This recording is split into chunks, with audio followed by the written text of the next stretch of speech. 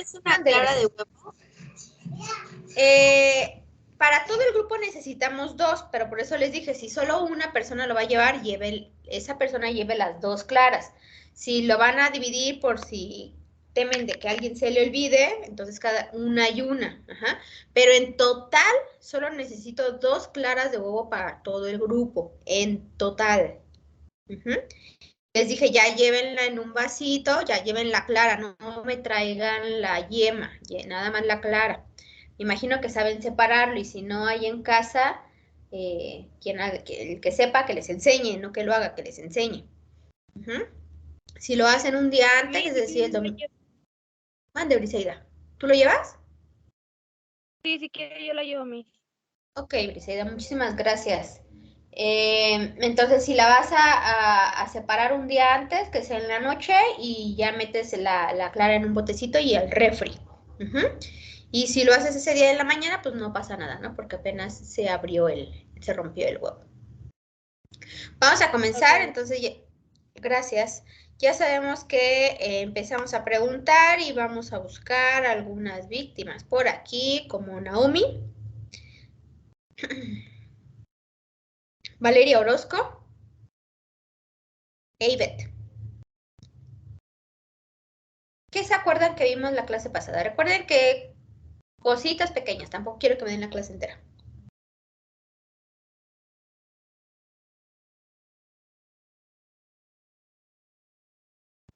¿Quién primero, Miss? Sí, ¿qué es Naomi? Bueno, vimos de las, me acuerdo de las lipoproteínas, que vimos, ahora sí que había 2 tipos de membrana de transporte, vimos cómo se transportaban y ya, bueno, más específicamente vimos las lipoproteínas de transporte y pues bueno, ya me acuerdo de eso nada más, creo. ¿Qué me puedes decir de una sola lipoproteína de transporte? ¿O cómo las clasifican? Bueno, las clasifican creo que por la densidad intermedia lipoproteica que tengan, ¿no? Ok, bien. Ahora, doña Vale Orozco.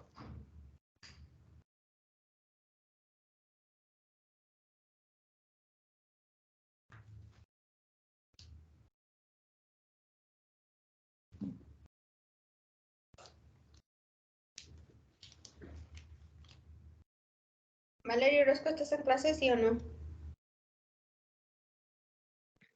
Sí, profesora, discúlpeme. Es que no he tenido oportunidad de ver la clase pasada, no pude estar.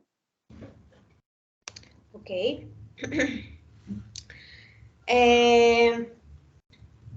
Ivette.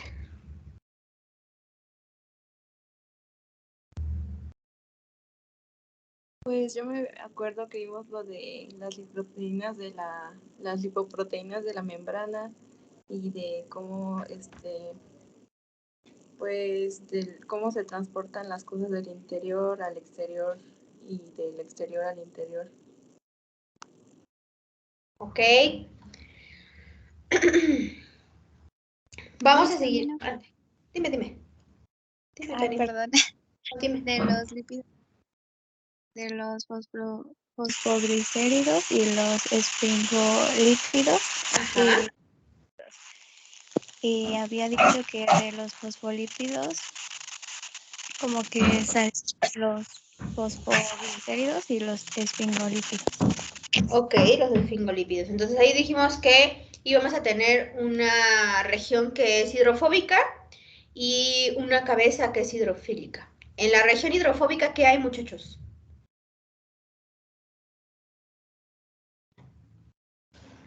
Las cadenas de ácidos grasos. Bien, y en la cabeza hidrofílica, ¿qué hay? Sería el ácido carboxílico, ¿no?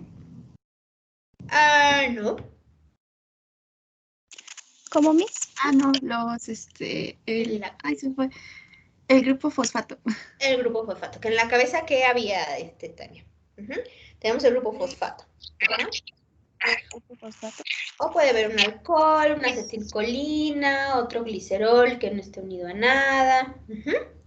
Y eso ayudaba, pues obviamente, a la formación de membranas, porque acuérdense que las membranas es una bicapa lipídica, que las caras que ven hacia afuera, pues sí son hidrofílicas, y lo que está viendo hacia adentro, cuando me refiero a caras que ven hacia afuera, o sea, ustedes tienen, acuérdense que habíamos pintado una célula así, y entonces dijimos, si le hacemos un zoom, la membrana está así.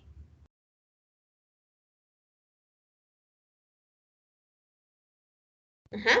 Entonces va a haber una cara aquí y otra cara acá. Estas caras son hidrofílicas, pues tenemos todo el citoplasma, tenemos las células en un sistema acuoso, y lo que está viendo hacia adentro, o sea, esta región es hidrofóbica, y están acomodados los ácidos grasos. Y finalmente vamos a platicar acerca de los terpenos. Los terpenos van a ser moléculas que también son considerados lípidos. Entonces, si se fijan aquí, los terpenos tienen una estructura completamente diferente a lo que nosotros ya veníamos viendo. Y se dice que los terpenos están formados por la unión o condensación de 2 o más moléculas de isopreno. Entonces ahí tenemos el isopreno. Los terpenos es la condensación de 2 o más moléculas de isopreno. Ahí le voy a poner una flecha. Esa molécula que están viendo ahí, ese es el isopreno. Entonces, cuando estas se condensan, no quiere decir nada más que va a empezar a hacer estructuras como la que vemos aquí del geraniol. No, esa condensación puede modificar la estructura, formar anillos. Y entonces, pues es mucho más complejo. Estos terpenos tienen la característica de que van a tener funciones dentro de las células en las que están. Estos terpenos son los aceites esenciales, perdón. Los terpenos coloquialmente son conocidos como aceites esenciales.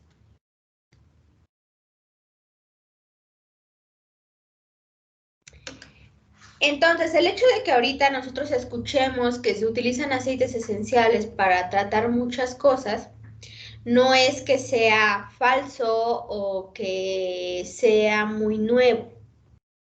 En realidad ya se conocía que estos aceites esenciales tienen muchos tipos de actividades, porque los tienen las plantas.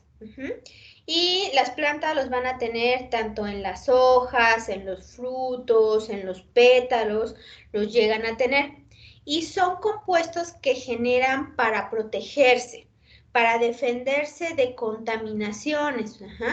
Y también los ayudan a defenderse de ciertos parásitos, de insectos, de bacterias. A eso me refiero con contaminaciones. O sea, si llega de pronto un hongo que es fitopatógeno, entonces estos aceites esenciales les pueden servir para no dejar que crezca ese microorganismo. De pronto, si la planta llega a tener una herida, en lo que esa herida va sanando, los aceites esenciales la ayudan a defenderse o la ayudan a protegerse. Entre las actividades que se les han encontrado, pues obviamente van a ser primero antibacterianos, o sea, tienen actividad antibacteriana.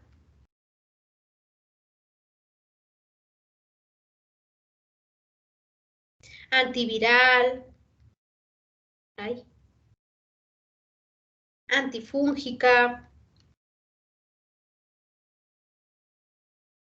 antiparasitaria.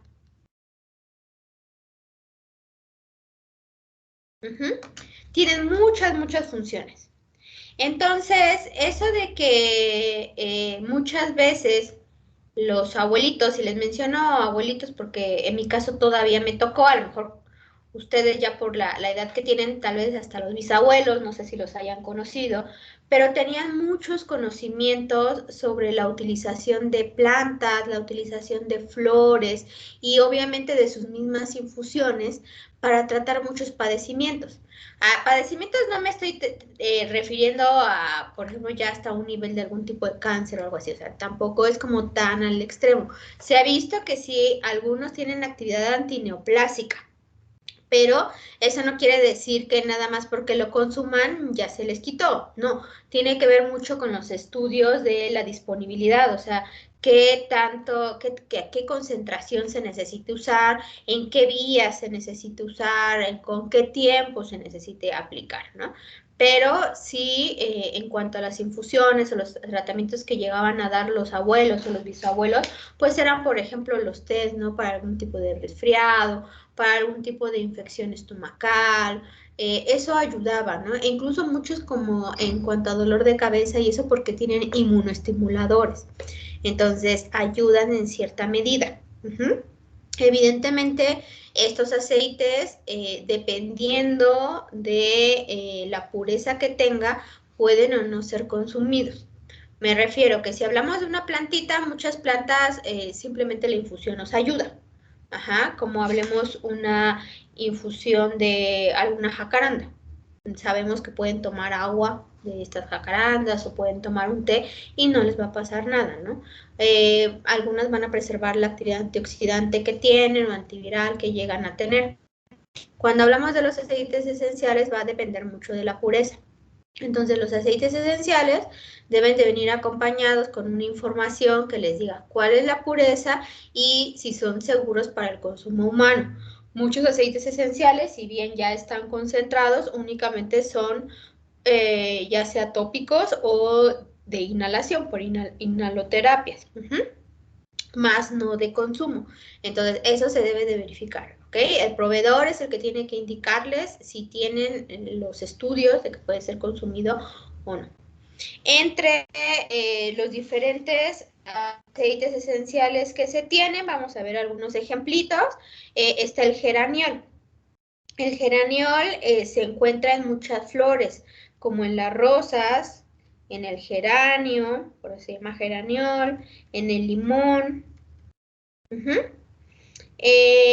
Obviamente ya a nivel en cuanto a salud de un humano, pues tiene funciones en específico, pero para la planta es muy curioso porque aparte de servirle como defensa, le sirve para atraer algún tipo o tipos específicos de insectos y de aves para su polinización. Entonces las mismas flores atraen a esos insectos para que sean polinizados y entonces pueda haber una reproducción como tal de la planta. Otro tipo, bueno, otro terpeno interesante es el farnesol. Bueno, el limoneno, pues ya sabemos que es en el limón, pero el farnesol es un aceite esencial que está en el recubrimiento de todas las frutas, principalmente de la manzana. En la manzana se encuentra en concentraciones muy altas y entonces el aroma a manzana verde es gracias al farnesol. Entonces todas las frutas tienen farnesol. Todas las manzanas tienen farnesol, pero la que la tiene en mayor concentración es la manzana verde. Entonces, si a ustedes les gustan las manzanas y alguna vez le han puesto atención al aroma de las manzanas, pues sabrán que todas ellas huelen diferentes. O sea, la manzana roja, la manzana gala, la manzana amarilla y la manzana verde tienen aromas distintos. La manzana verde tiene un aroma muy especial. De hecho, no sé si han visto que hay muchos productos de limpieza que los venden de aroma manzana verde, porque es como muy particular ese aroma. Entonces, ese aroma es del farnesol. ¿Y por qué hay muchos productos de limpieza con aroma a manzana? No solo porque sea particular o huela rico, sino porque este tipo de terpenos tiene una actividad que es repelente, tiene actividad repelente. Entonces, el geraniol sirve para atraer, vamos a dejarlo en insectos, para polinizar. Y el farnesol es repelente de insectos.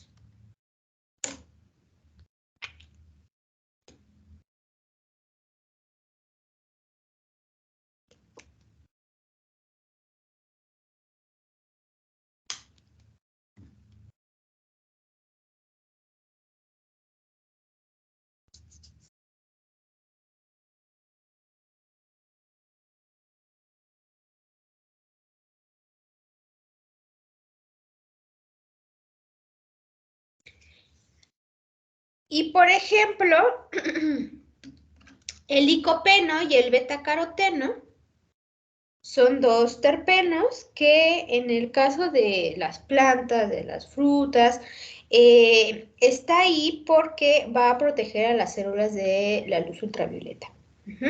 Entonces, cuando ya nosotros lo consumimos, tiene una capacidad antioxidante y también da color. El licopeno lo podemos encontrar en el jitomate. Y el betacaroteno pues en un montón de frutas y verduras.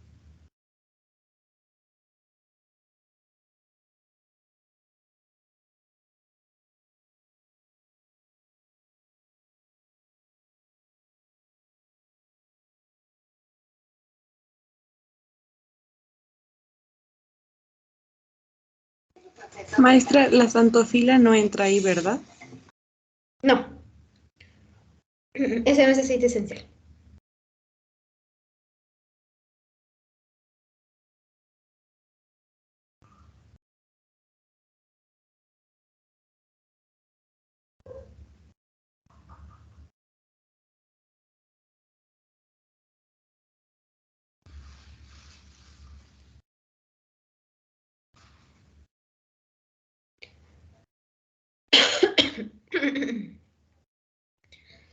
Y otra de las que tenemos, por ejemplo, es uno que se llama gutapercha, que es este último que está aquí. Este de gutapercha, ay, no sé por qué lo puedo pintar. Está presente en muchos árboles. ¿Gutapercha o utapercha? Gutapercha con G, así. Está presente en muchos árboles, pero algunos árboles específicos, que algunos se llaman gutapercha, son aquellos en los que van a producir látex. Entonces, los árboles, muchos de ellos, todos van a producir un tipo de látex, pero algunos lo van a producir más y lo van a exudar, o sea, lo van a sacar. Lo hacen con el objetivo también de defenderse y de defenderse de muchas cosas. O sea, puede defenderse del ataque de hongos, por ejemplo, el ataque de plagas, lo ayuda a defenderse, pero también sirve para proteger a sus frutos. Entonces son árboles muy altotes que saben, bueno, no saben, más bien que la forma en la que se defienden es evitando que los animales trepen por el tronco y lleguen a sus frutos. Entonces lo que hacen es exudar este látex y el contacto con los animales pues los irrita y entonces ya no se trepan al árbol. Ajá. Un ejemplo de esto es la gutapercha. Hay muchos tipos de látex, muchos. Pero el que tiene una estructura de terpeno es este que les estoy mencionando.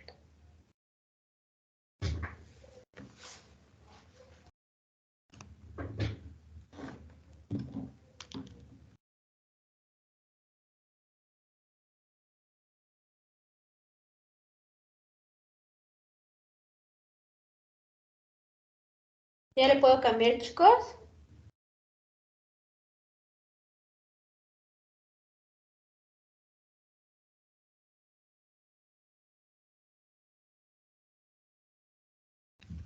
Por mi parte ya, maestra.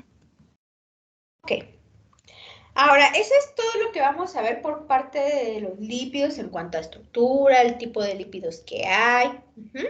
Pero vamos a ver algunas cosas referentes a la separación, que es conocida como el fraccionamiento, y a la cuantificación de los lípidos.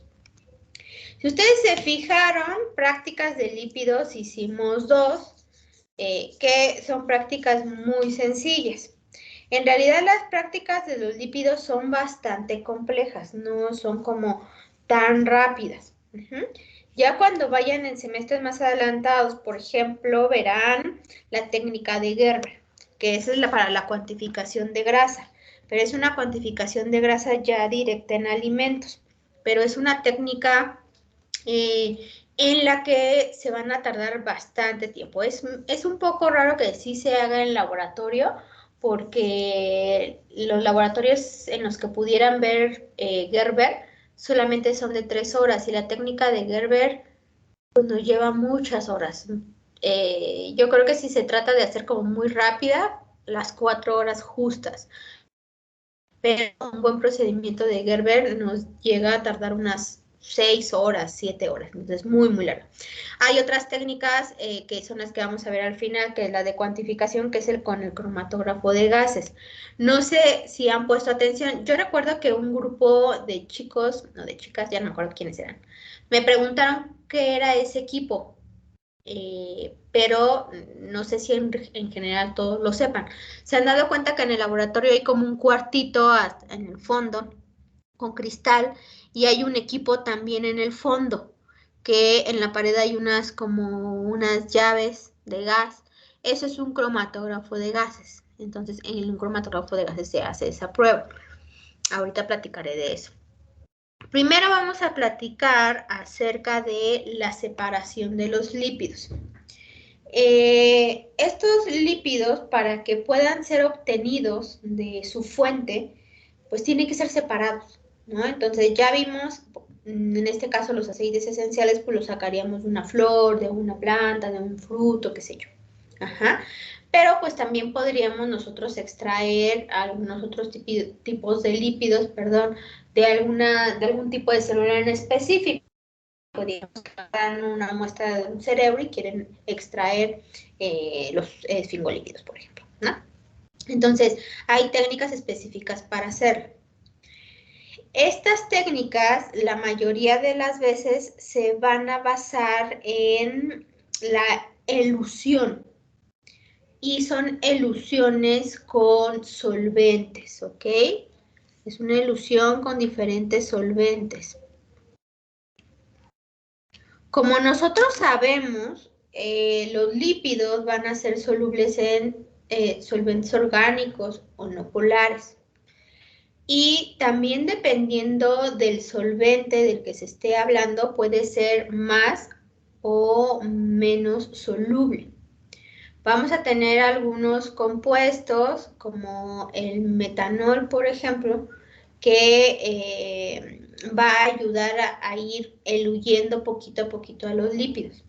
Pero aquí se trata de utilizar como una gran variedad de solventes para ir haciéndolo por fracciones.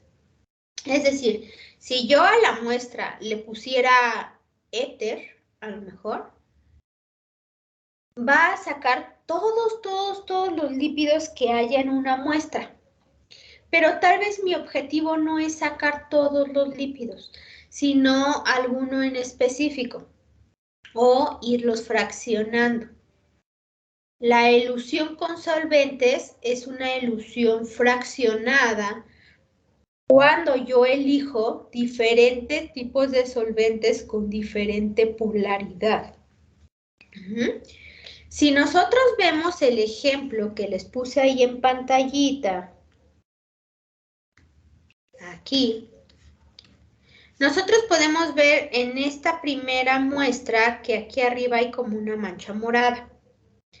Esto que ven aquí, es una columna de elusión.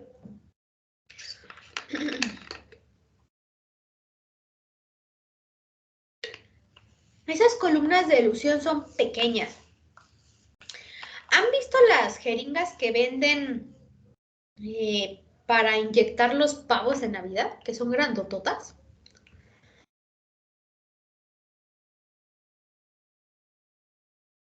Sí, Miss. Hagan de cuenta que de ese tamaño son las columnas. Y son así como si fuera una jeringa. Justo esa forma que ustedes están viendo. Toda la parte que ven aquí como color cremita o no sé qué color sea, es una... se dice que es una fase sólida o un soporte sólido. Y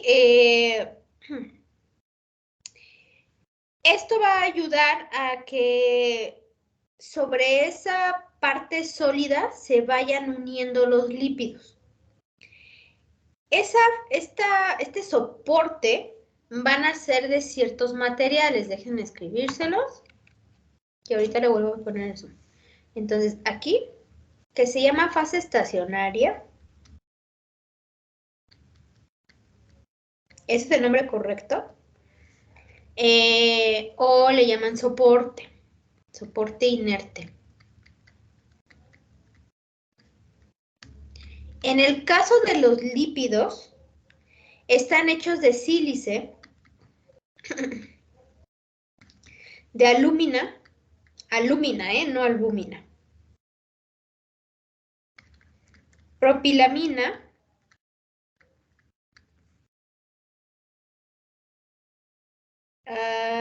y las columnas que se llaman C18.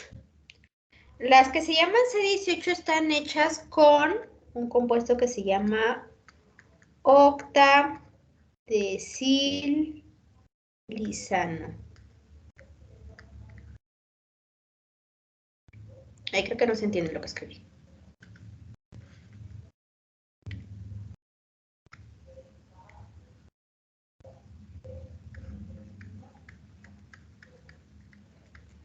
Octadesilizano. Son conocidas como C18. Entonces, con que sepan que C18 es más que suficiente. Esa es la fase a lo que le llamo sólido. El nombre correcto es fase estacionaria. Entonces, imagínense que es como si en la jeringa ustedes le pusieran puras bolitas de unicel chiquititas o esas bolitas de gel que venden para las plantas. Pero no son así de gigantes. Son bolitas bien chiquitititas, que obviamente son tantas que las van a ver, pero una bolita por separado no lo alcanzarían a ver, o sea, son como polvito. Esta fase estacionaria se dice que es un soporte inerte. ¿Por qué? Porque no va a tener una reacción con lo que entre. Entonces, vamos a dibujar aquí la bolita.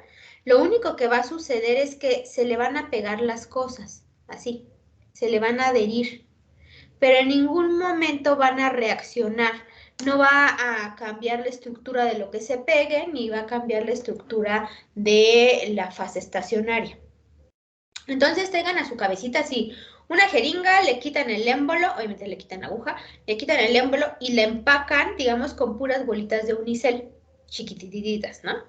Con esas, como, pareciera como con las que luego hacen como unas almohadas raritas. Entonces, ahí queda bien empacadito. Lo que se hace es que se le coloca la muestra ya obviamente en suspensión encima a ese soporte. Y entonces por la misma gravedad va a ir bajando. Vean cómo se ve en esta parte de aquí. Aquí va a ir bajando, vean cómo ya hay una gotita. Entonces, poco a poco va a empezar a bajar.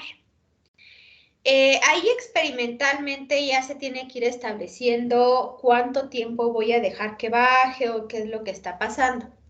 Pero en el lenguaje de laboratorio se dice que debe de pasar una cama.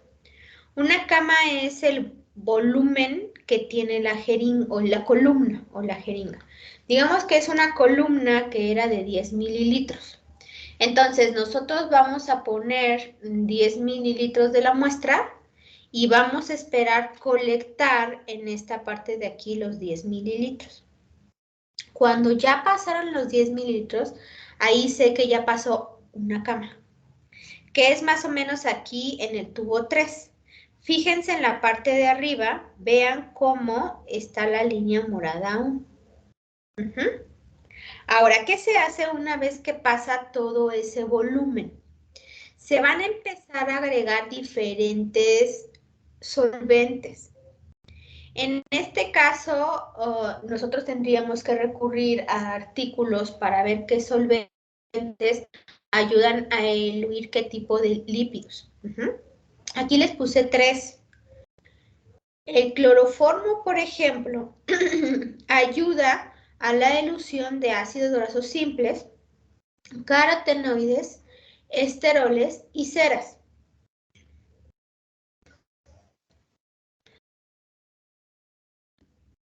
La acetona ayuda a la elusión de glucolípidos como los cerebrósidos. El metanol ayuda a la elusión de fosfolípidos y a trazas, es decir, a pedacitos que van quedando de glicolípidos que no se habían despegado antes. Pero así hay una lista enorme de solventes que sirven específicamente para algún tipo de lípido. Pero les repito, dependiendo de los lípidos con los que ustedes trabajen, será el que van a elegir. Eso ya se ve en los artículos o en los libros. Ahora, ¿qué se hace? Se dice que es un tren de elusión. Un tren de elusión quiere decir que voy a poner primero un solvente y luego otro y luego otro. Entonces, hagan de cuenta que yo puedo poner aquí en el tubo 4 el primer tren de elusión. Digamos que aquí voy a poner cloroformo.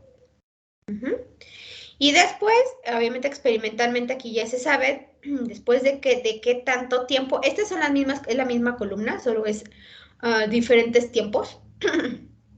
Ahora le puedo poner acetona. Y después le puedo poner metanol, digamos, hasta acá. Solo lo puse así al azar, no es que ahí se haya puesto a fuerza. ¿Qué es lo que pasa? Como les dije, el vocabulario se dice, se hace pasar una cama. Y nosotros pusimos un ejemplo de 10 mililitros, es un ejemplo. Entonces, una vez que se recuperó la primera cama, que sería de la muestra que yo metí, yo sé que ahí salió la muestra, sí, pero todos los lípidos que vienen en esa muestra no salieron. ¿Por qué? Porque la fase estacionaria está hecha de sílice, de alúmina o de propilamina o C18. En esas fases, todos los lípidos, independientemente de qué característica tenga, se pega. Entonces va a estar ahí atorado. ¿Ok? ¿Qué es lo que voy a hacer yo? Ahora voy a eluir. Quiere decir que lo voy a sacar. Entonces, le pongo primero cloroformo y empieza la elusión. Vean ahora en el tubo 4 lo que sucede. ¿Qué diferencia ven del tubo 4 con respecto a cualquiera de los dos, cualquiera de los 3 tubos previos? Véanlo bien. Que ya empieza a desprender. Ok, y aquí ¿cómo nos lo esquematizaron? Porque la fase estacionaria disminuyó. Sí, pero ¿cómo ven el Bueno, tubo lo 4? moradito se puso más claro. Exacto. Ahora veo como dos banditas de color. Entonces, cuando pase toda la cama de cloroformo, vean cómo empezó a caer aquí el cloroformo, va a empezar a separar diferentes lípidos que hay ahí. Se van a separar aquellos que sean completamente solubles a cloroformo. Los que son parcialmente solubles empezarán a bajar un poquito. Los que no sean nada solubles no bajarán. Aquí nos pusieron 2 tipos de lípidos, pero nosotros vamos a ponerle un tercero, para que ahí entendamos más o menos qué es lo que pasa. Vamos a ponérselo con color verde. Entonces digamos que este se queda aquí, luego este va aquí, este avanza aquí, este avanza acá y este va hasta acá. Vamos a regresarle el zoom. Entonces, aquí ya empezó la elusión. Vean cómo conforme va pasando la cama de cloroformo se va separando todo. Después, obviamente yo tengo que ir colectando todo lo que vaya cayendo. Después le voy a poner acetona. O sea, ya puse 10 mililitros de cloroformo, espero a colectar 10 mililitros y ahora le pongo 10 mililitros de acetona. Ajá. Vean ahora qué pasa con la separación. Vean cómo va avanzando todo esto. Ahora, quienes se van a comenzar a despegar con mayor facilidad son los que son más solubles en acetona. Aquellos que sean parcialmente solubles van a empezar a bajar y así van a ir apareciendo. Y así va a suceder en cada muestra. A lo mejor va a haber algún tipo de lípido que no sea soluble en ninguno de los solventes que yo usé antes, que sea más difícil de despegar. Y a lo mejor ese con metanol sí va a salir, y si se fijan, ya salió. Y de hecho aquí nos van poniendo colores, cómo van diluyendo o cómo se van fraccionando los lípidos. Es decir, yo tenía una mezcla muy compleja de lípidos, pero yo la puedo separar y los puedo rescatar por separado. A este tipo de dilución en ese tipo de columna se llama cromatografía de adsorción. Ahí lo ven, ahí está escrito, adsorción con D, no absorción con B. ¿Cuál es la diferencia entre adsorción y absorción?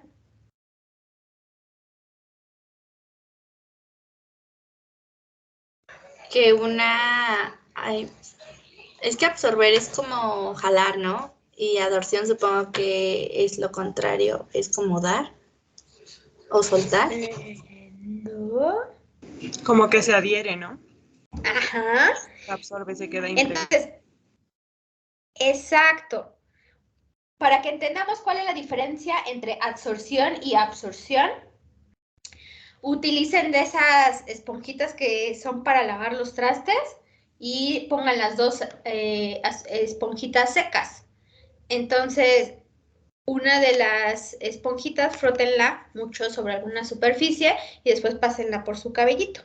Y entonces van a ver que los cabellitos se van a pegar, o pásenlo por bolitas de unicel y van a ver que se pegan. Entonces la esponja solo absorbió con D, porque algo se le está pegando en la superficie. Cuando decimos absorción, es cuando ustedes meten una esponja en agua, en poquita, obviamente no le vayan a poner ahí como los 10 mililitros, sino pongan unos 3, 4 mililitros de agua, ponen la esponja encima y entonces el agua ya no está, la absorbió. Y el agua no se quedó en la superficie, se metió en la esponja. Esa es la diferencia. Entonces, este tipo de... Dijo que el disolvente va a... Ay, se me fue. El disolvente va a ir soltando los lípidos que sean más solubles en él. Ajá, los va a ir despegando. Ok. Entonces, ¿qué es lo que pasa? Vean en los dibujitos. Ay, los dibujitos nos lo van a explicar muy claramente. Esto que, ¿ven la manita o no la ven?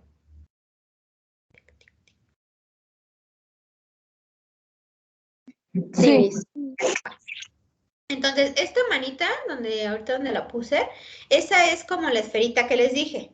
Esta es la fase estacionaria, por eso dice Fe. La fase estacionaria es esto de aquí. Vean cómo dice soluto absorbido, que es lo que se le pegó encima. Entonces, eso va a estar ahí pegado. Cuando yo le pongo el solvente, dependiendo de las características que tenga, en este caso, qué tan soluble es en ese solvente, lo va a ir arrancando. Vean aquí nos ponen 4 triangulitos. Vamos a dibujarlos diferente. Ay.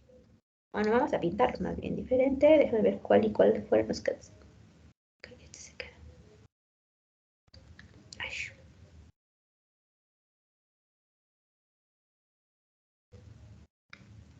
No sé por qué no me está dejando pintar.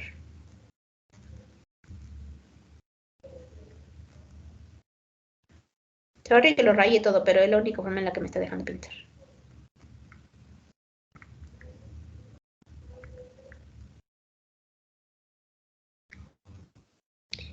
Entonces, esos triangulitos que yo intenté pintar, chequen en dónde están después de que pasó este solvente. Vean, el solvente son los cuadritos amarillos. Lo triangular, digamos que son los lípidos, y digamos que tenemos dos tipos de lípidos, los que son completamente negros y los que son negros con verde. Pasa el solvente y los que son completamente negros son solubles en ese los que son solubles en ese solvente son los que son completamente negritos. Entonces vean cómo si los logra separar, como si los arrancara. Mientras que los otros, que son verdecitos, no los puede arrancar porque no son completamente solubles o no son solubles en ese solvente. Y entonces eso nos ayuda a nosotros a hacer un fraccionamiento.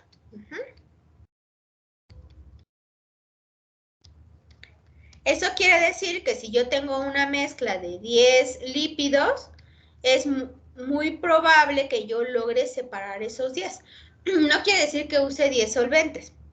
O sea, a lo mejor puedo usar esos 3 que les dije y digamos que vamos a dibujar aquí los 10 lípidos.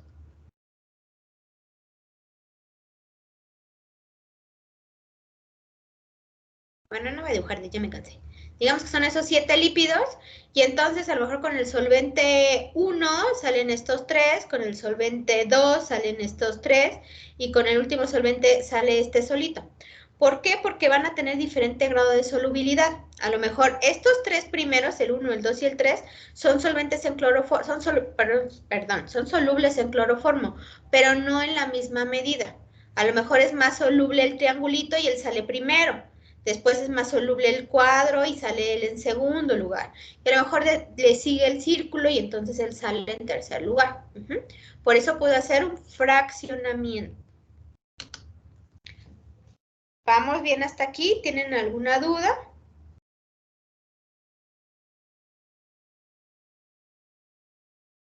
No, mi. Perfecto. A mí todo bien. ¿Ya le puedo cambiar o tienen que anotar algo?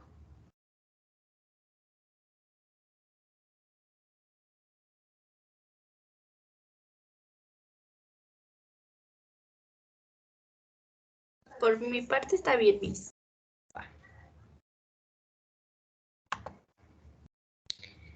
Ahora, puedo hacer otro tipo de separación que se llama cromatografía de capa fina.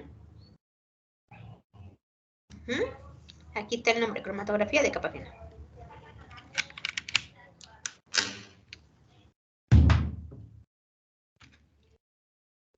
No sé por qué no estoy pudiendo pintar. Pero es eso. Ahí dice cromatografía en capa fina.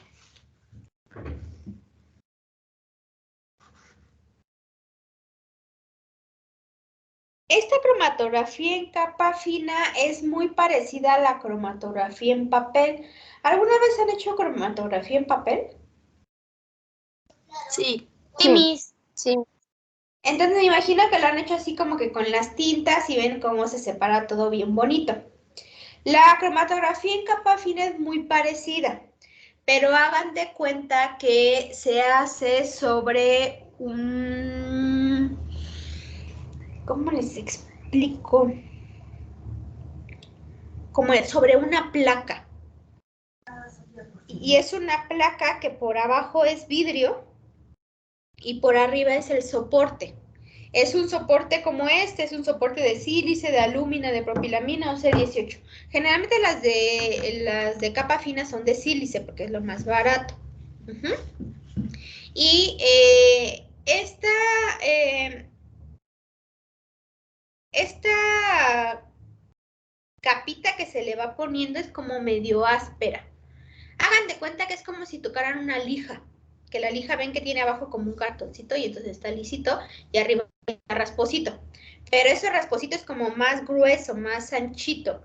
O imagínense un borrador.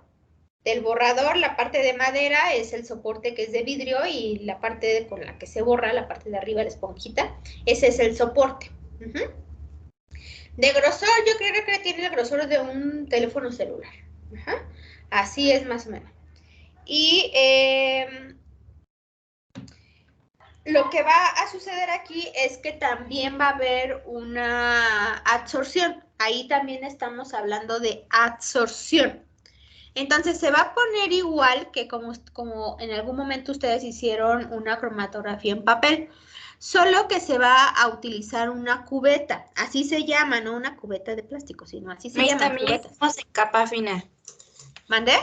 También ya hicimos en capa fina, pero fue de cloroplasto. Ah, perfecto. ¿Y de qué era la placa? Ay, no recuerdo, creo que era de... Ay, no sé, era como metálica. ¿Espinoca? ¿Espinaca? No, sé la capa creo que era de aluminio, algo así. No. Ok.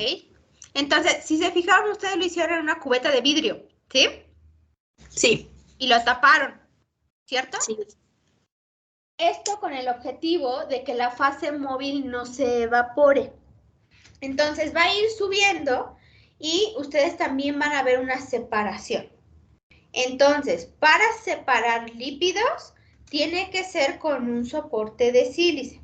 Y el solvente va a ser cualquiera de los solventes que nosotros ya platicamos ahorita. Ahora, ¿qué es lo que pasa? A diferencia, a lo mejor de lo que ustedes hicieron, me imagino que vieron la manchita verde, ¿no? ¿O qué vieron? Sí, fue una manchita verde. Ok. Aquí no vamos a ver una mancha de colores como tal. O sea, sí la vamos a ver al final, pero eso es después de la detección. Entonces, la detección puede ser con yodo, con ácidos fuertes o con agentes fluorescentes. Así es que nosotros ponemos a correr nuestra placa y una vez que se terminó el corrimiento, la tenemos que bañar ya sea con yodo, con ácido o con algún agente fluorescente. Y entonces ahora sí va a reaccionar. ¿Se acuerdan que platicamos, o no platicamos, les dejé de tarea lo del índice de yodo? ¿Qué identificaba el índice de yodo?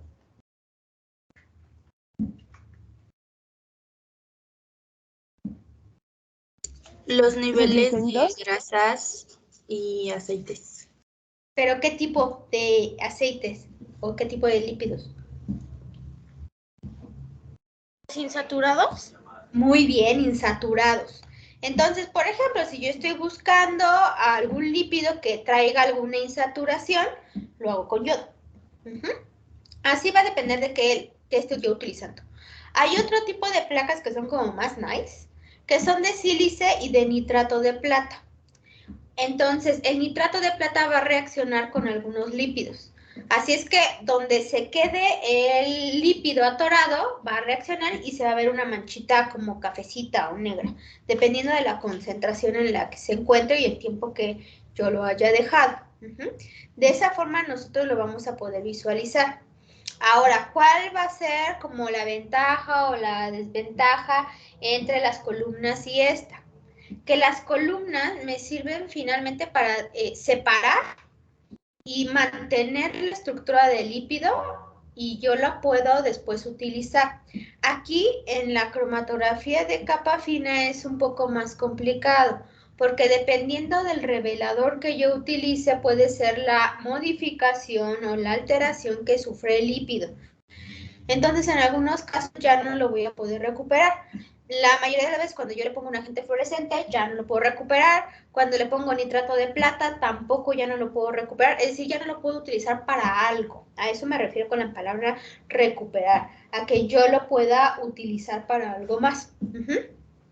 Entonces, esa es la diferencia. Y es por eso que la cromatografía de absorción se dice netamente que es un fraccionamiento, es decir, para que yo pueda purificar o pueda obtener el lípido, y la cromatografía en capa fina simplemente es para que yo lo pueda ver y pueda ver cuántos tipos de lípidos hay ahí.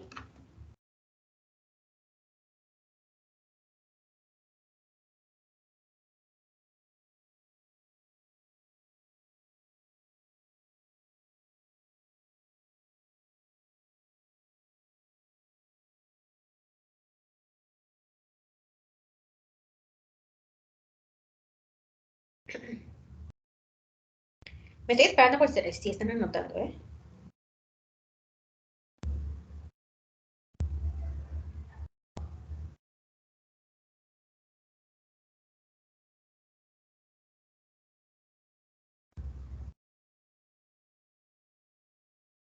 Gracias, Miss.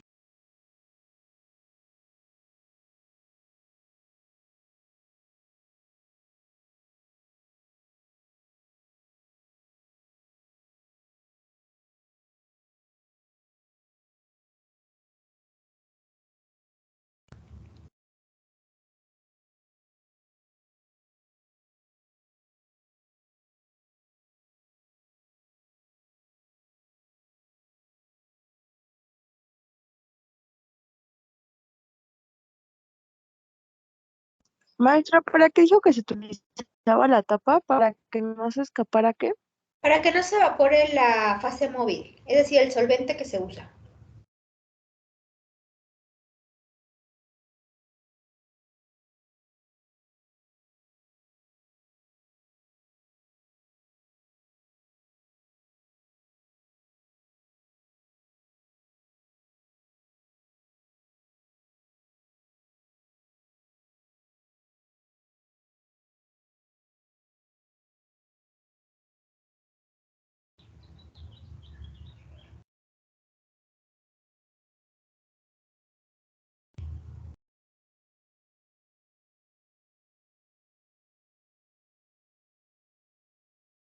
Ya le puedo cambiar, muchachos.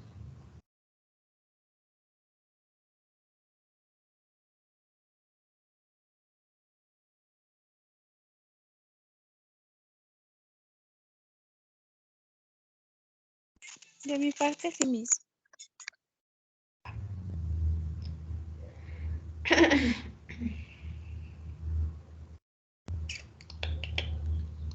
Vamos a ver ahora. Y tenemos otras técnicas, que son técnicas de cuantificación de lípidos. Una de las técnicas que hay, no es la única, pero esta es la que vamos a ver nosotros en clase, es la de cromatografía de gases, que es el equipo que les dije que está en el F103. ¿Ya todos vieron el cromatógrafo de gases en ese laboratorio o no? No. Creo que sí. Entonces, los que no lo han visto, me acuerdan el lunes de enseñárselo. Creo que no está abierto el cuartito ese, pero lo podemos ver desde afuera, ¿ok? Pero me acuerdan, porque si no a mí se me olvida. Y es importante que conozcan el cromatógrafo de gases, porque cuando salen a trabajar y dicen que se puede utilizar cromatógrafo de gases, dicen, pues ni lo conozco. Entonces, al menos conmigo no hay ninguna práctica de eso. La verdad no sé si hay alguna práctica de cromatografía de gases, porque de las materias que yo he dado ninguna lo tiene. Y dudo un poquito que la hagan, puesto que uno de los días que tuvimos laboratorio llegó una proveedora y me comentó que estaban viéndolo porque me parece que no tenían columna o no avanzaba y que nunca se había utilizado. Pero si algún día lo echan a andar y ven algún profesor que lo esté usando, vayan ahí de chismosos a ver qué está haciendo. Porque es interesante y es una técnica que se utiliza mucho en los laboratorios y que cuando salen a trabajar, pues luego no saben qué es eso y una de dos, o los descomponen o les da miedo utilizarlo. Pero es un equipo muy fácil de usar. ¿Qué les puedo decir? En este caso, la cromatografía de gases, vamos a tener dos fases. Una estacionaria y una móvil. Acuérdense que la estacionaria pues es el soporte de sílice y el móvil es el solvente. Acá hay lo mismo, pero hay un nombre que cambia. A la fase móvil generalmente no le llaman fase móvil, le llaman fase de arrastre o gas de arrastre. Entonces, la cromatografía de gases tiene fase estacionaria y gas de arrastre.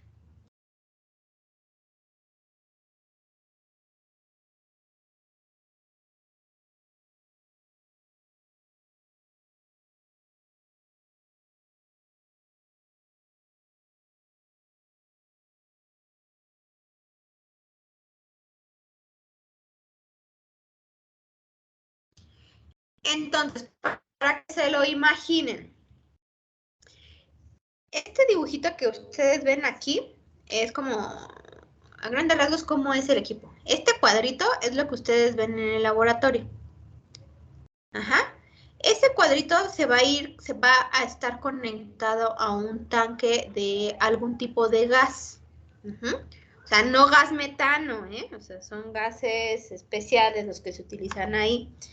Se puede utilizar helio, se puede utilizar oxígeno, hidrógeno, dependiendo de qué tipo de muestra pase. Generalmente son gases inertes, entonces o va a ser helio, o va a ser neón, o va a ser argón, pero hay algunas pruebas que sí necesitan otro tipo de gases, como el oxígeno, como el hidrógeno, que es un poquito más de más cuidado en manipularlo, porque sí puede haber un accidente ahí. pero digamos que vamos a utilizar un gas inerte. Entonces, ese gas está conectado aquí y se le pone un regulador de flujo, porque no es que salga el gas así como se les dé la gana, sino tiene que salir cierta cantidad por segundo. Entonces, aquí hay un regulador. Después hay un puerto de inyección. Este puerto de inyección puede estar arriba, como lo ponen aquí, o la mayoría están como enfrente. En ese puerto de inyección literalmente se va a inyectar con una jeringa. Las jeringas para gases y para líquidos, ahorita les explico por qué les dije eso, son de vidrio. Y el embolito es metálico. Son jeringas muy pequeñas, tal vez como las de insulina, como de este tamaño, pero es vidrio y es metálico. Y obviamente son caras las jeringas. ¿Por qué les dije que las de gases y las de líquido? Porque este es un cromatógrafo de gases. Hay cromatógrafos de líquidos que se llaman HPLCs. Los HPLCs voy a platicarles un poquito cuando veamos proteínas. Ahora, la diferencia entre uno y otro en cuanto a inyectar, esto se los cuento más para que vayan conociendo cómo son las cosas y para que se lo graben y no les cobren una jeringa en su trabajo, es que cuando ustedes van a inyectar un gas, el émbolo siempre lo tienen que traer detenido con su dedito pulgar, así justo como bajan el émbolo de una jeringa. Entonces, deben siempre de agarrar la jeringa y detener el émbolo. Lo ponen en el puerto de inyección, es decir, inyectan, bueno, más bien, lo meten en el puerto de inyección, meten la aguja porque trae una aguja, y entonces deben de poner detener con mucha fuerza su dedito pulgar. ¿Por qué? Porque si ustedes se fijan aquí en el equipo,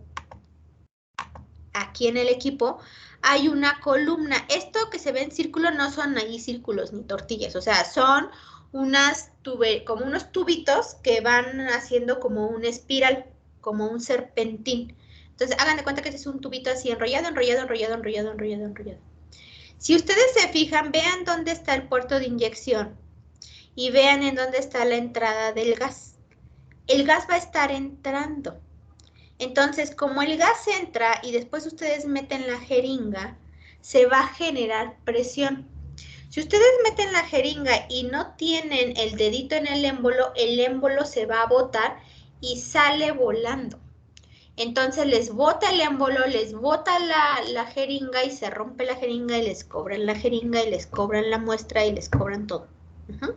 Entonces, eso es algo que se tiene que tener mucho cuidado, a diferencia de un HPLC.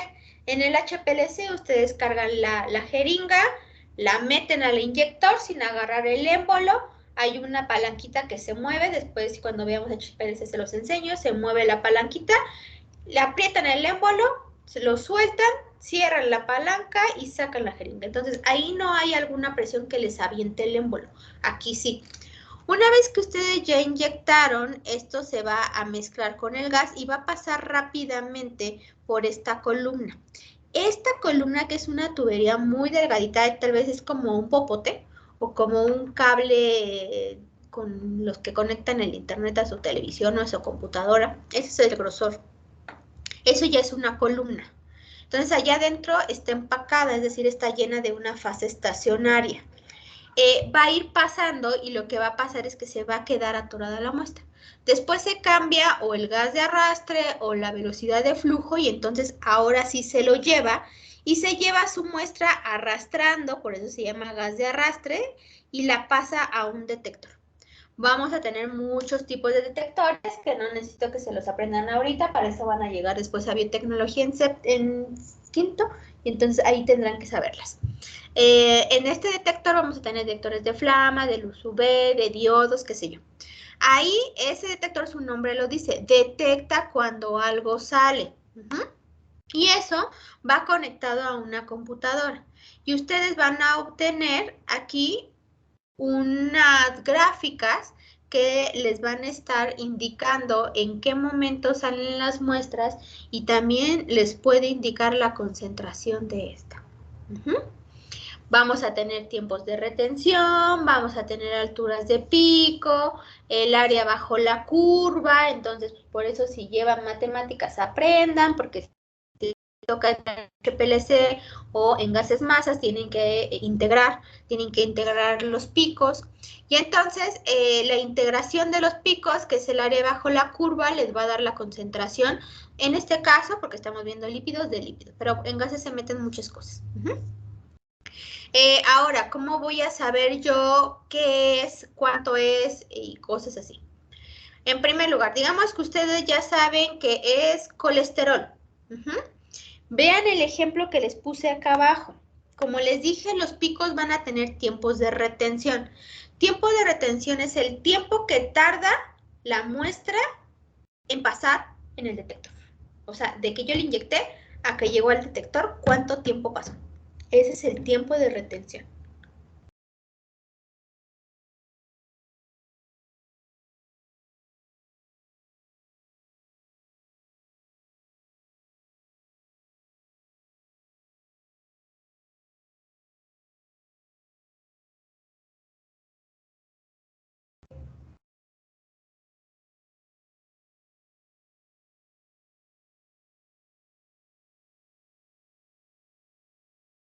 Ahora, digamos que es colesterol. Más o menos, ustedes vean, ahí les puse el zoom para que más o menos checaran. Sé que no está como no está tan bonito nuestra gráfica.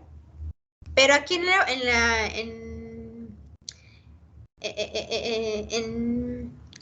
las X, en esta parte de aquí, en el eje de las X, encontramos el tiempo. Entonces, aquí está 0, 5, 10, 15, 20, 25, 30, 35, 40. Más o menos, ¿a los cuántos minutos sale el colesterol?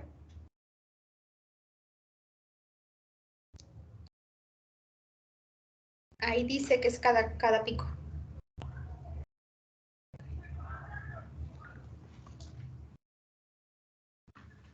¿Cada 3? Mira, vean, aquí ven el nombre de qué es cada cosa. 25 a 30 minutos, ¿no? Exacto, más o menos, ¿no? Como entre 25 y 30. Fíjense, aquí está el pico del colesterol. ¿Ya lo vieron? Sí. Ok. Bueno. Entonces, esta gráfica que me da el cromatógrafo no es tan complicado, se llama cromatograma. Entonces, nosotros ya vimos en el cromatograma que entre 25, un poquito delante de 25 y 30 sale el pico del colesterol. Así es que si yo inyecto una muestra y con las mismas condiciones que inyecté esto y veo que en este tiempo de retención sale un pico, yo ya sé que es colesterol. Entonces ahí ya sabemos cómo es, porque cada lípido va a tener diferentes tiempos de retención. Entonces ven en este ejemplo, primero sale la fosfatidilcolina. Y esta sale en un tiempo de retención de 10. ¿Ok? Y el mismo equipo ya les va indicando sus tiempos de retención. Ahora, ustedes pueden saber qué concentración de colesterol hay. ¿Qué es lo que se hace? En los laboratorios o en la industria vamos a tener nosotros patrones. Los patrones son muestras purificadas que ya vienen de otros laboratorios. Y entonces les dicen, este es tu patrón o tu control de colesterol. Entonces es una ampolletita chiquita y les dicen, trae 50 miligramos de colesterol. ¿Qué es lo que hacen ustedes? Hacen diluciones y van a obtener una dilución de 0.0005 miligramos, luego 0.005, luego 0.05, luego 0.5, luego 5 y así dependiendo, ¿no? Entonces, si se fijan, van haciendo diluciones y lo que van a obtener son cosas así. Van a obtener aquí un electroferograma y digamos que... ya vi dónde se está generando el error.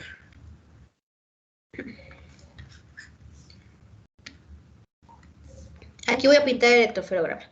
Digamos que dijimos que sale entre los 28 y 30. Digamos que aquí son los 28. Entonces, cuando ustedes inyectan 0.0005, vamos a poner 0.005, luego 0.05 y luego 0.5 y luego 5 y luego 50. Entonces, cuando ponen .005 sale un pico así. Cuando ponen .05 sale un pico así. Cuando ponen .5 sale un pico así. Cuando ponen 5 sale un pico así. Y cuando ponen 50 sale un pico así. Entonces, ¿qué es lo que hacen? Ustedes tienen que calcular el área bajo la curva de cada triangulito. Y con eso ustedes van a saber la concentración. Entonces van a decir, cuando tengo un área bajo la curva de tanto, entonces es .005 miligramos. O miligramos por mililitro, por ejemplo. Entonces, utilizando esos patrones, se dice que se hace una curva patrón.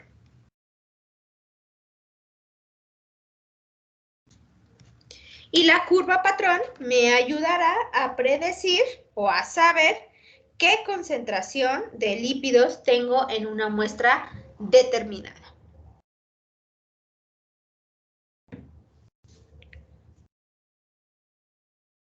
¿Ok? Entonces, ¿qué puntos importantes necesitamos ver en la cromatografía de gases? El tiempo de retención y el área bajo la curva.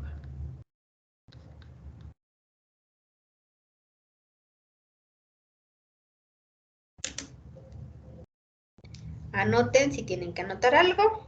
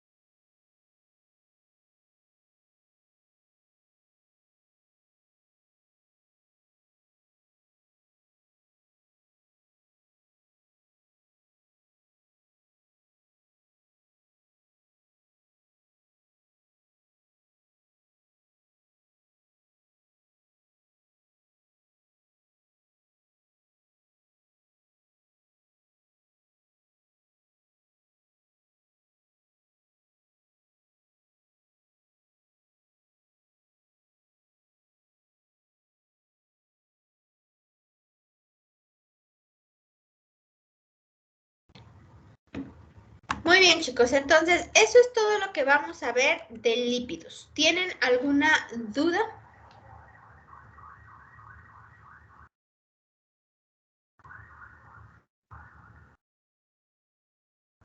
Creo que no, Miss.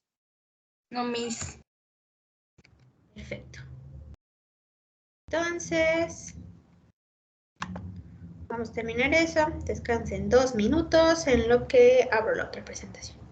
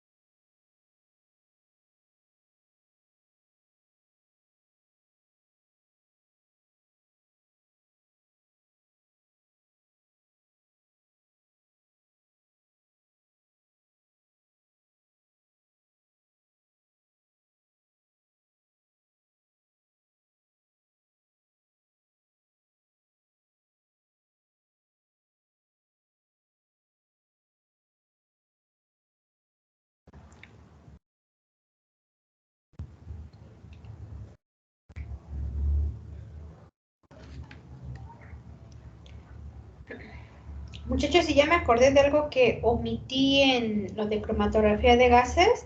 El cromatógrafo de gases también ocupa temperaturas.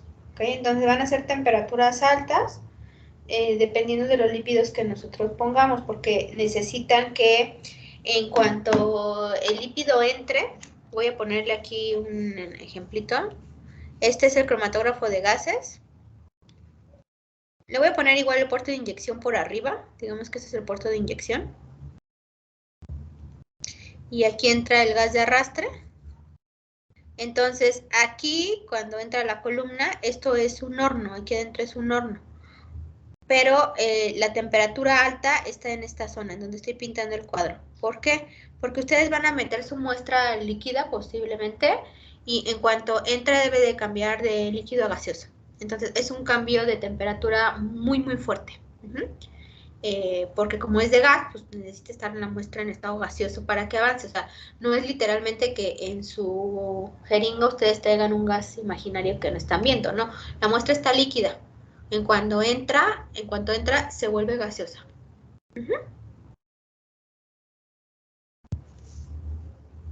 Bueno, después de este olvido, voy a borrar todo. ¿Qué es esto?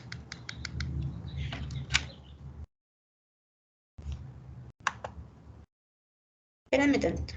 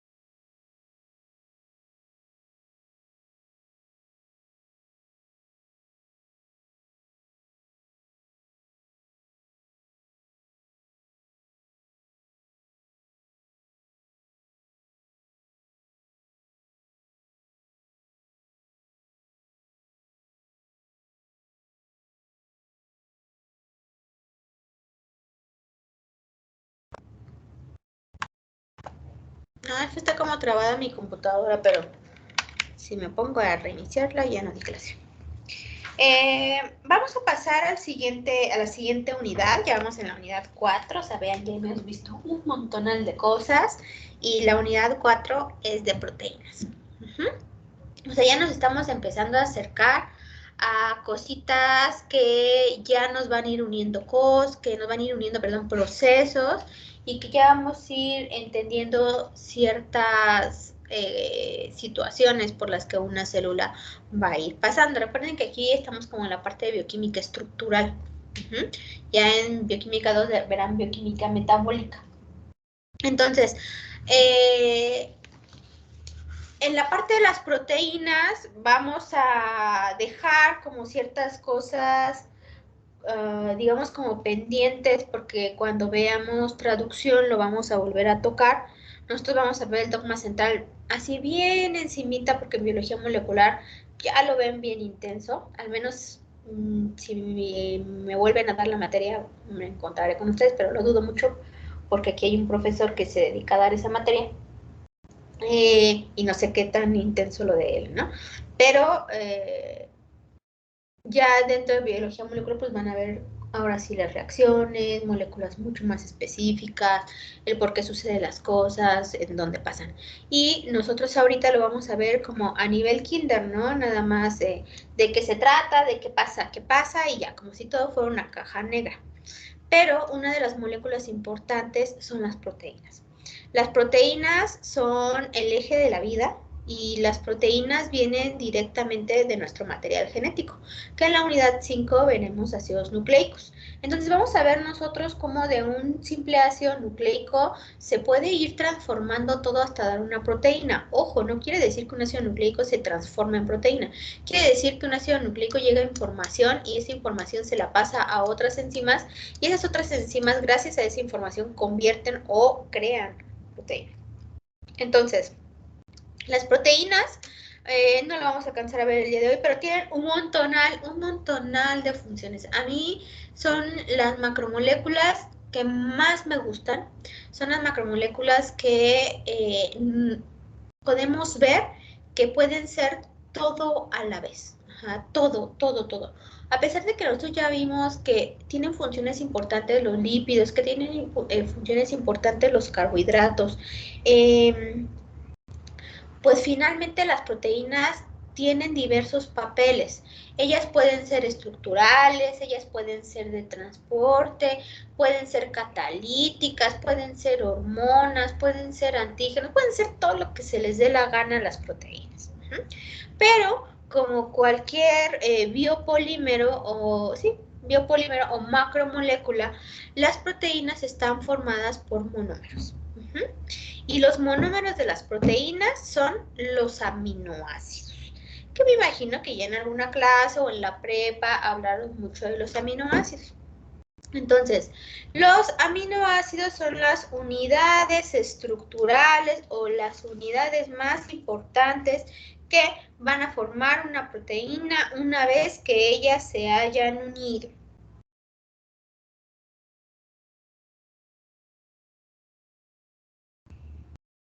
Los aminoácidos se caracterizan por tener dentro de su estructura carbono, hidrógenos, oxígenos y nitrógenos.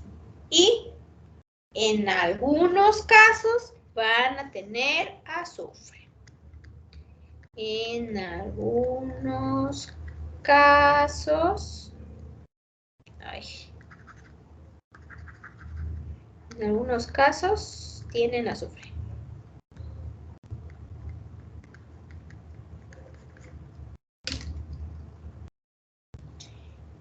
Y como cualquier macromolécula, se va a sintetizar los aminoácidos primero, antes de llegar a proteínas. Los aminoácidos se van a sintetizar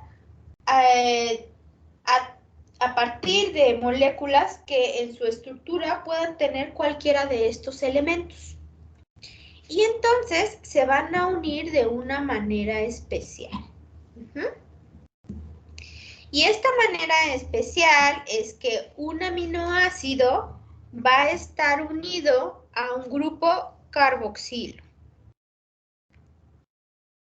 Este aminoácido, además de tener un grupo carboxilo, va a tener un grupo amino y todos, excepto uno, van a tener una cadena lateral, conocido como grupo R.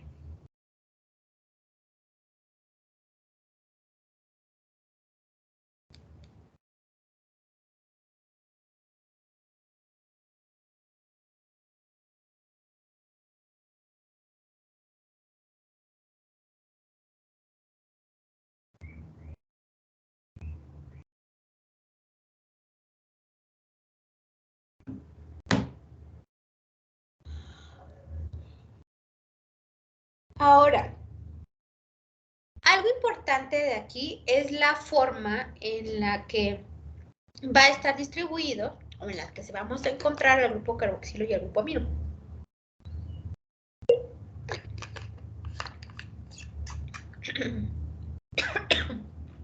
La mayoría de los aminoácidos van a tener un solo grupo amino. Pero vamos a encontrar algunos otros que en su estructura pueden llegar a tener también grupos aminos, como por ejemplo la histidina, la lisina y la arginina. Pero entonces es aquí en donde en muchos libros ustedes van a encontrar que le llaman grupo amino alfa y grupo carboxilo alfa. Se lo llegan a poner justo por estos 3 aminoácidos que yo les dije. ¿Por qué? Porque a veces los alumnos se confunden y creen que cualquier grupo amino que aparezca ahí es el importante. Ahorita vamos a ver por qué. Vámonos de lo más sencillo. Esta imagen que yo les puse aquí, esa es la estructura de un aminoácido. Fíjense cómo tenemos un carbono y ese carbono está unido directamente al grupo carboxilo. Y ese mismo carbono también está unido directamente al grupo amino. En el otro lado vamos a tener un grupo R. Y en el otro enlace un hidrógeno. Entonces adivinen cómo se le llama a ese carbono.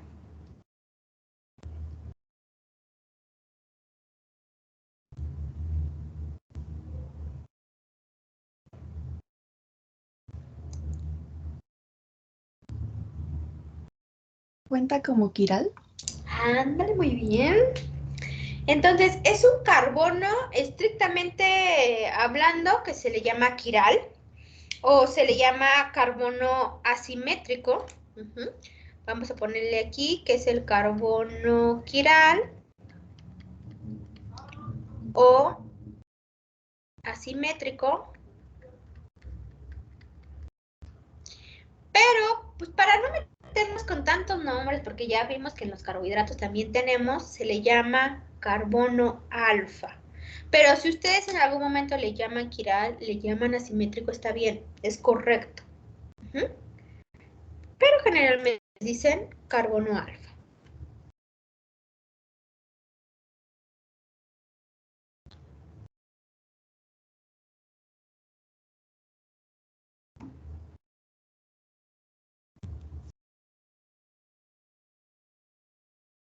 Y se llama carbono alfa, ¿por qué? ¿Cuál era la característica de un carbono quiral o un carbono asimétrico?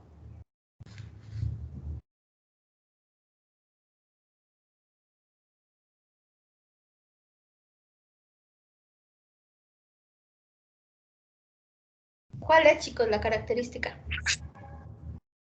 Que sus 4 enlaces Son diferentes. Muy bien. Que sus 4 enlaces son diferentes. Entonces, lo mismo va a suceder aquí. Cada aminoácido va a tener un carbono alfa. Pero ya saben que siempre está el negrito en el arroz.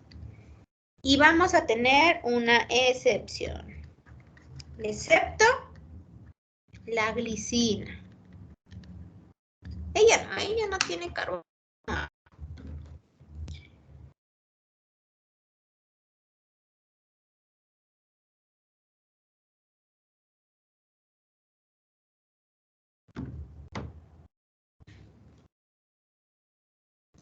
Entonces, algo importante de los aminoácidos es que nosotros tenemos que aprender a identificar cuál es el grupo, el carboxilo es fácil, ¿no? ¿Cuál es el grupo carboxilo? Pero el que luego les anda fallando es cuál es el grupo amino que está unido al carbono quiral. ¿Cuál es el grupo amino alfa? El grupo amino alfa y el grupo carboxilo van a tener implicaciones importantes. ¿Por qué? Porque estos grupos son los que van a reaccionar con otro aminoácido o con alguna otra molécula con el objetivo de formar enlaces. En el caso de que se una con otro aminoácido, estaría formando un enlace peptídico.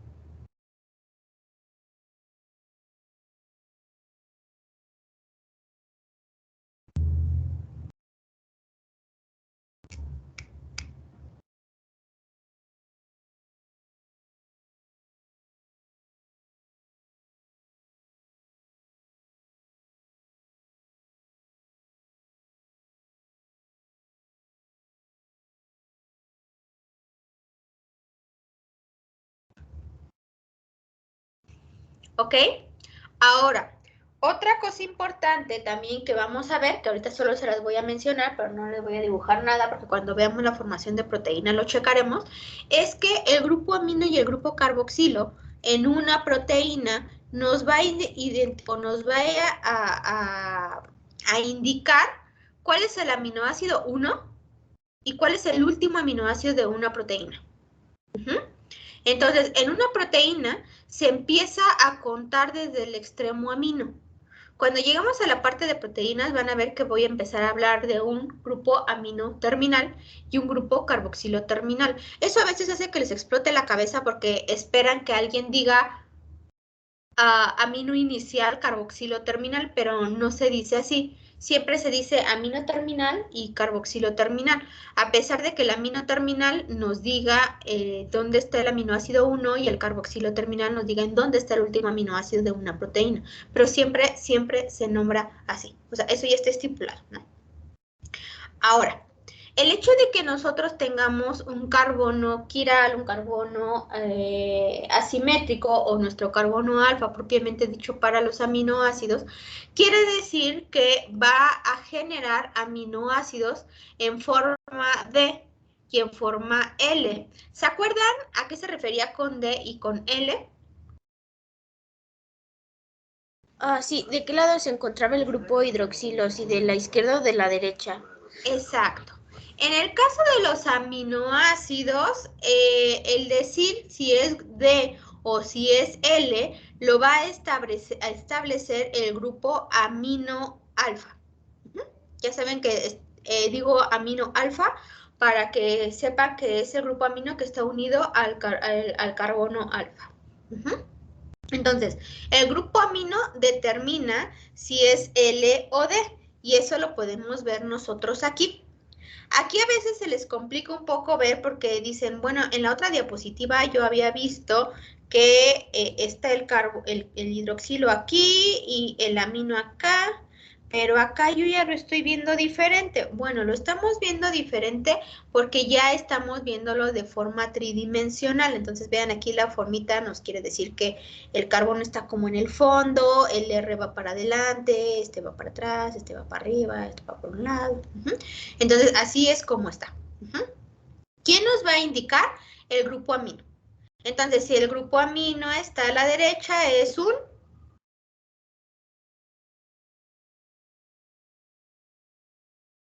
D. Y si está a la izquierda, es un L.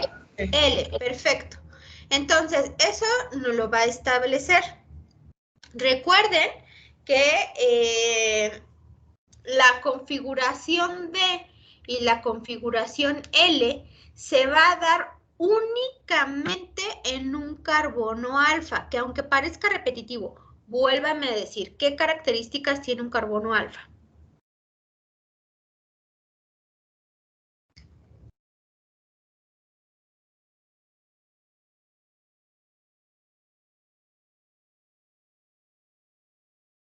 Muchachos, reaccionen.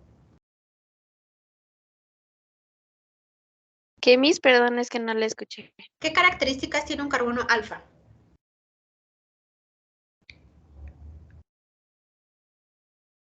Pues que sus 4 enlaces son diferentes. Perfecto. Entonces,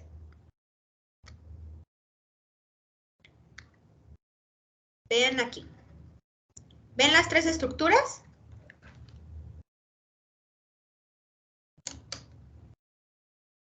Sí, Miss. Sí, Miss. Ok. Ahora, de esas tres estructuras tenemos alanina, lisina e isoleucina. Vamos a empezar con la alanina. Cuando lo tengo así en zoom no puedo pintar, pero ven la manita. Este carbono, vamos a decir que él es el carbono de la izquierda y este carbono es el de la derecha. ¿Cuál de los dos carbonos es el carbono alfa? El de la izquierda. Bien. Vámonos con la isoleucina. Este es el carbono de la izquierda, este es el carbono de la derecha. ¿Cuál de los dos carbonos es el carbono alfa? Igual el de la izquierda. Vámonos con esto. Este es el de la izquierda, este es el de la derecha. ¿Cuál de los dos es el carbono alfa? Izquierda. ¿Seguros? Sí. A ver, véanlo. Véanlo con detenimiento. No habría ninguno, ¿no? Porque sí, tiene no dos habría hidrógenos. ninguno. Muy bien, chicos. No hay. Ninguno es un carbono alfa. O sea, si nos vamos por el de la derecha... Porque todos los elementos se repiten.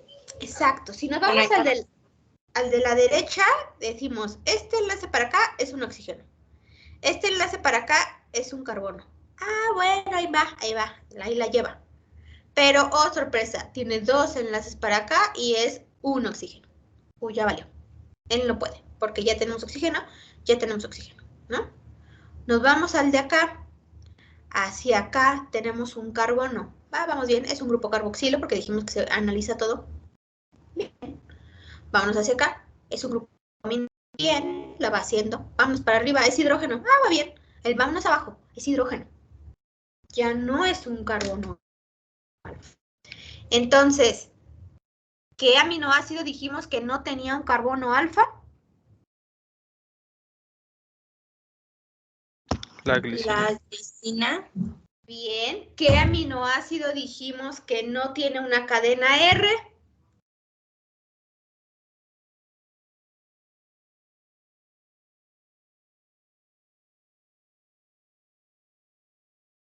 La glicina. Exacto. Y entonces, si no hay carbono alfa, ¿tiene formas D y L?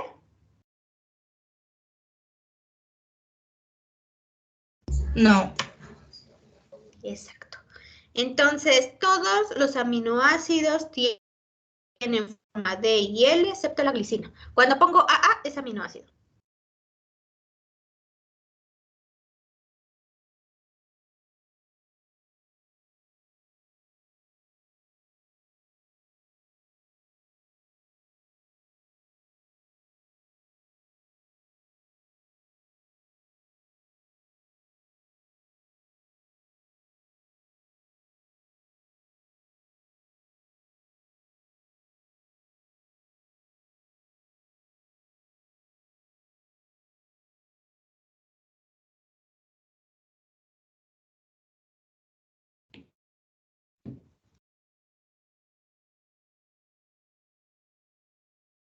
Ahora, ¿ustedes se acuerdan cuáles eran los carbohidratos más abundantes en la naturaleza y en una célula? Los D.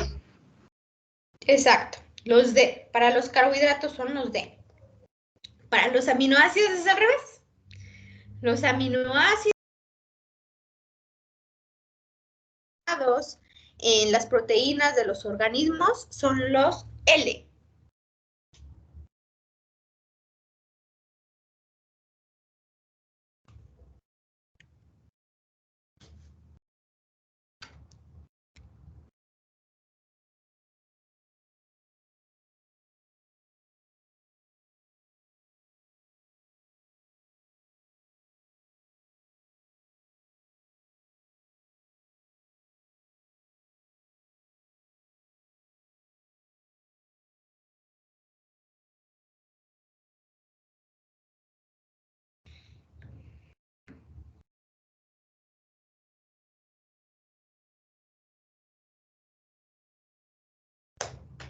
Ahora, los aminoácidos van a tener características muy específicas. Me imagino que algunas de las características ustedes ya las conocen. La primera de ellas es que son compuestos anfotéricos. ¿Qué quiere decir o qué significa que sean compuestos anfóteros? En este caso, nos referimos a que ellos pueden actuar como ácidos y como bases dependiendo del medio en el que estén. Si están en un medio alcalino, los aminoácidos actúan como ácidos. Si están en un medio ácido, los aminoácidos actúan como bases. Pero ¿por qué pasa eso? ¿Por qué tienen esa capacidad de transformación? Esto sucede debido a, déjenme poner el apuntador, a que tienen un grupo carboxilo, vámonos a la molécula de aquí del centro que dice pH neutro, van a tener un grupo carboxilo que dependiendo del pH, es decir, si estamos en una solución básica o una solución ácida, o en otras palabras, en una solución alcalina, o en un medio alcalino y en un medio ácido, dependiendo de dónde esté, este grupo carboxilo donará o no protones. Entonces, este grupo carboxilo, cuando se encuentra en un medio alcalino, va a donar sus protones. Entonces, vean cómo ya no tiene el protón unido. ¿Qué sería el hidrógeno? Ajá, va a liberar hidrógeno.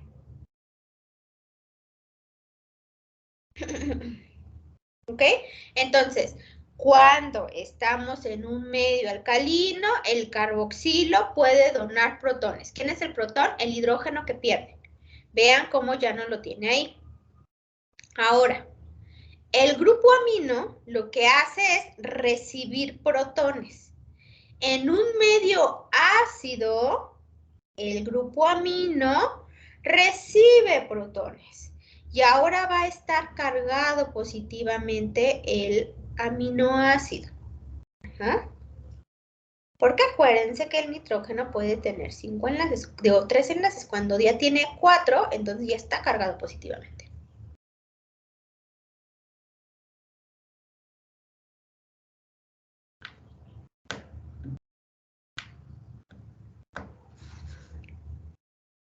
Por lo tanto, si nosotros vemos esto, en un pH neutro, los aminoácidos están tal y como nosotros los pintamos, o les pusimos la estructura.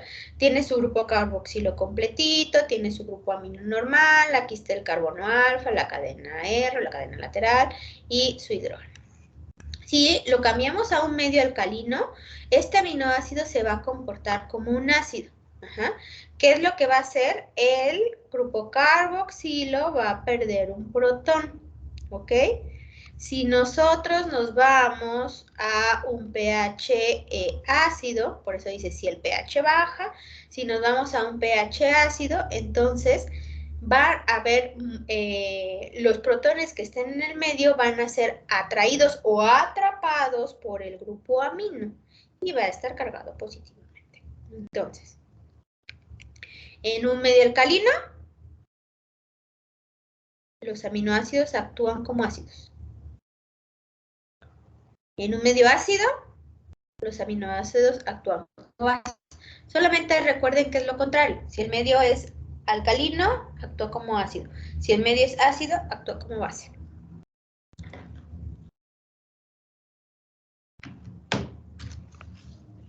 Ok, chicos. ¿Tenemos alguna duda?